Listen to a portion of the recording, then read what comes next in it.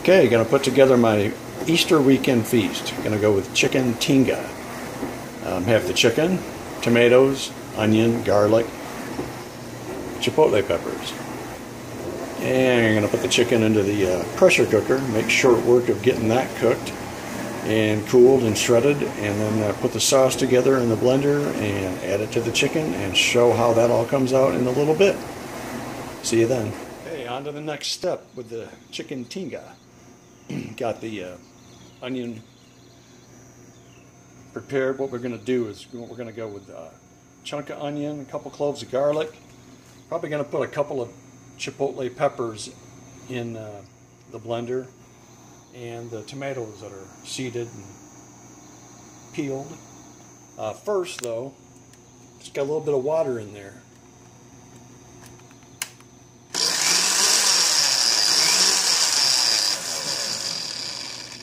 Something I learned a long time ago the hard way. I always spin a little bit of water in there to make sure there's no leaks, make sure the gasket's properly seated, dump it out, and you're ready to go. So about do that and load it up and then show you. Okay, now this is going to take a couple of stop and goes to get it all, pushed down there and get it all blended. So I'm going to give it a try here. I'm going to go ahead and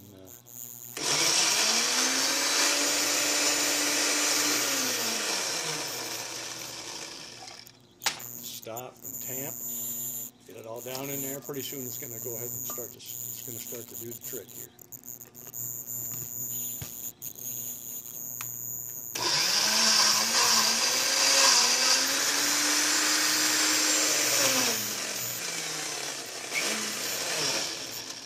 Not quite there yet. Almost. I'm going to stick with it here. I'm going to keep the video going just because I don't want to torture you. Here we go.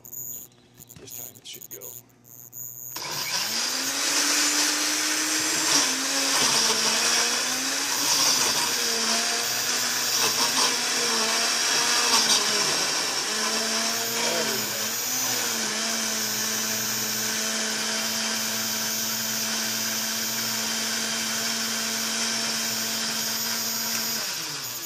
Okay, that's looking good. And while we're doing that, I'm going to go ahead and get the onions into the pan.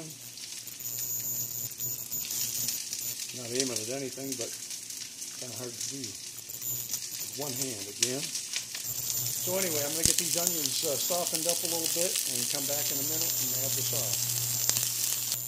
Okay, the onions are there. They're starting to brown a little bit. Really didn't want to do that too much, but still, that's going to hurt anything.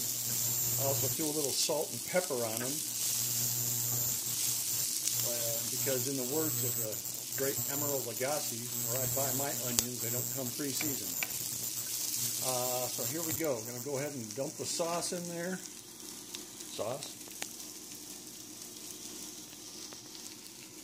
And fry that up.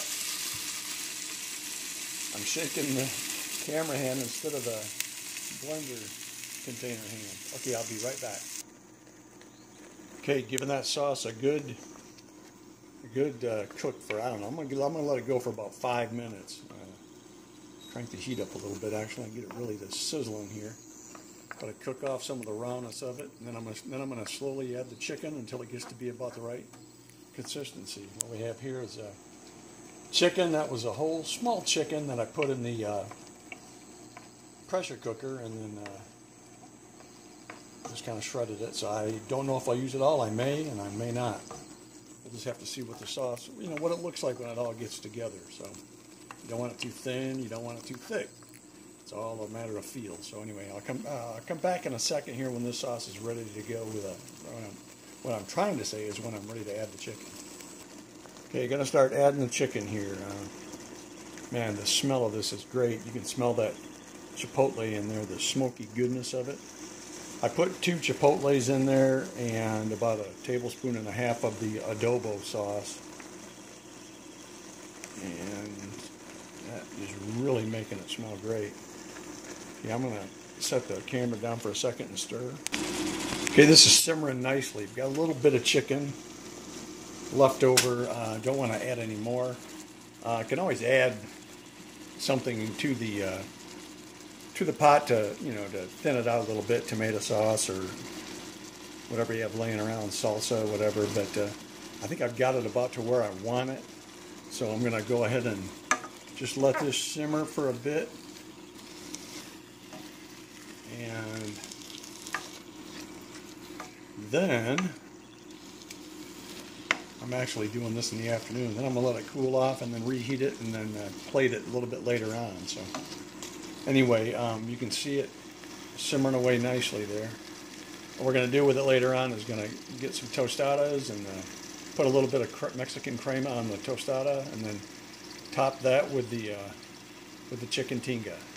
And then whatever toppings I feel like adding to that will come after I load them up. So anyway, we'll be back a little bit later to show you how it all works. Hey, just a quick sidebar. While I was cleaning up, I thought about showing these off. These are loofah sponges, or loofahs, that I grow in my garden and dry them out and make sponges out of them.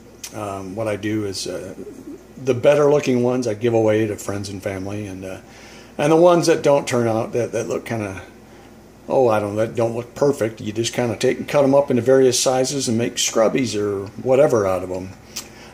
They're great on non-stick cookware and also great as vegetable scrubbers. So anyway, just kind of want to show them off there as I was cleaning up with them. Thought it would be kind of interesting. So maybe not, but regardless, now you know what they are. Okay, finally going to put this together and eat. What we have, got 2 tostadas, Mexican crema, have some cabbage that I shredded on a mandolin slicer, queso fresco, and in here we have the chicken tinga.